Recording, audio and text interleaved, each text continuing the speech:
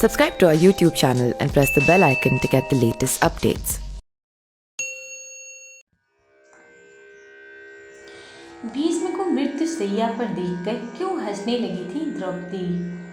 महाभारत की कहानी काफी रोचक है। इसकी जितनी परतें खोलते जाओ उतनी ही ज्यादा ये और रहस्यमय दिखने लगती है।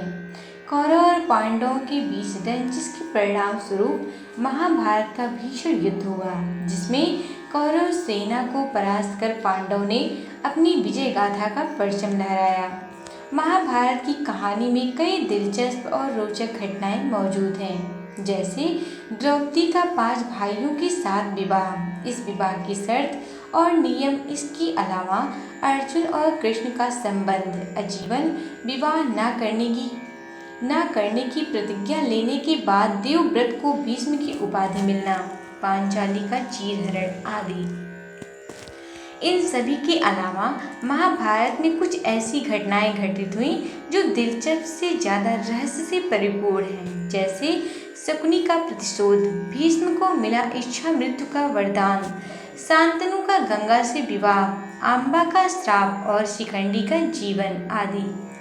जिन लोगों ने महाभारत की कहानी को सुना या पढ़ा है वे बहुत हद तक इन रहस्यों से रूबरू होंगे, लेकिन आज जो कहानी हम आपको सुनाने जा रहे हैं उससे ज़्यादा लोग अवगत नहीं होंगे। महाभारत का युद्ध अपने अंतिम चरण पर था। अम्बा की वो प्रतिज्ञा पूरी हो गई थी जिसके अनुसार वह भीष्म की मौत का कारण बनना चाहती थी। शिखंडी के रूप में अपने पुनर्जन्म में उसने यह प्रतिज्ञा पूरी कर ली थी। अर्जुन के बाणों ने भीष्म पितामह के शरीर को छलनी कर दिया था, लेकिन भीष्म पितामह को प्राप्त इच्छा मृत्यु के वरदान की वजह से स्वयं यमराज भी आकर उनके प्राण नहीं छीन सकते थे। वे अभी भी जीवित थे। वे बाणों की शैया पर लेटे हुए महाभारत के युद्ध के परिणाम का इंतजार कर रहे थे। युद्ध के नियम के अनुसार सूर्यास्त के पश्चात युद्ध रोक दिया जाता था और ऐसे समय में सभी लोग भीष्म की शैया के पास एकत्र होते थे। भीष्म कुछ दिन और महाभारत का युद्ध देखना चाहते थे, इसीलिए वे अभी भी जीवित थे।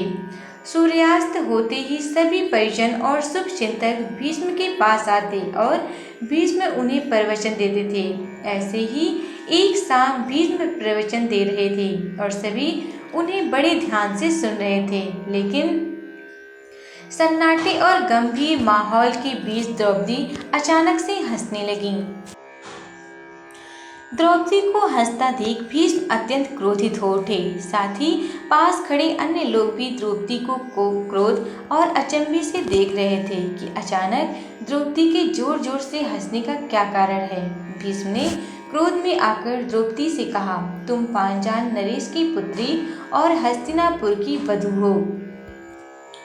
तुम सम्मानीय परिवार से संबंध रखती हो। इस तरह हंसना तुम्हें शोभा नहीं देता। भीष्म के क्रोध से भरे वचनों को सुनकर द्रौपदी ने कहा, आपने मेरे हंसने का कारण नहीं पूछा।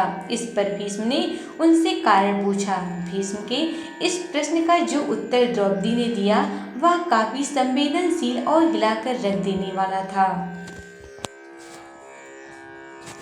द्रौपदी ने भीष्म को वो समय याद दिलाया जब भरे दरबार में कौरवों द्वारा उसका चीरहरण किया गया। वे मदद के लिए चिल्लाती रहीं। उस दरबार में परिवार के सभी पुरुष सदस्य मौजूद थे। धृतराष्ट्र और भीष्म पितामह दोनों उस घटना के साक्षी थे, लेकिन किसी ने भी इसका विरोध नहीं किया।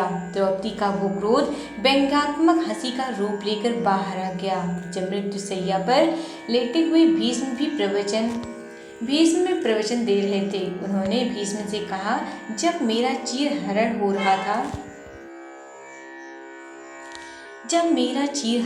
रहा था तब तो आपके मुख से एक शब्द भी नहीं निकला था।